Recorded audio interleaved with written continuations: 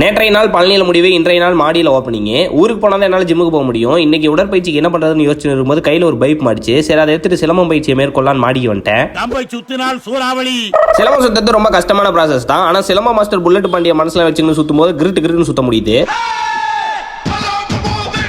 ஒத்த கையில் சுத்தினா மண்டையில மட்டும் அடி உள்ளதுன்னு ரெட்டை கைக்கு ஷிஃப்ட் ஆகிட்டேன். இந்த பைப்பு கையுமே என்ன டவுசரோட பார்க்கறதுக்கு எங்கள் நாய்க்கு திருட மாதிரியே தெரிஞ்சிருப்போம் போல. சோறு குழம்பு காயோட காலையில் துப்பாக்கி படத்தை பார்த்துட்டு ஒரு வழியாக கிளம்பி வேலைக்கு வந்துட்டேன். நேற்றைய நாள் சாமிக்கு விட்டுக்கிட்டனால நான்வெஜ்ஜுக்கு நாட் அலவுடு. ஆனால் இன்றைய நாள் சாமியை எங்கிட்ட இருந்து எடுத்துக்கிச்சு. ஏன்னா இன்னைக்கும் பிறந்த சேர்த்துக்கு ஒன்றுமே கொண்டாடல. கொண்டாந்து இருந்தது சாப்பாடு, காய், குழம்பு, ரசம். இது எல்லாத்தையும் நினைச்சு டிப்ரிமிஷனுக்கு போற மாதிரியே இருந்துச்சு. அப்பதான் ஒரு மோட்டிவேஷன் டைலாக் மனசுக்குள்ள ஞாபகம் வந்துச்சு. போற இடத்துல எல்லாம் போறதை எதிர்பார்க்க கூடாது. சில சமயங்கள கடவுள் நமக்காக என்ன குடுக்குறாரோ அதை சாப்பிட்டு சந்தோஷமா இருக்கணும்னு. கடவுள் நீங்க நமக்குன்னு ஒதுக்கின உணவு இந்த சாம்பார்.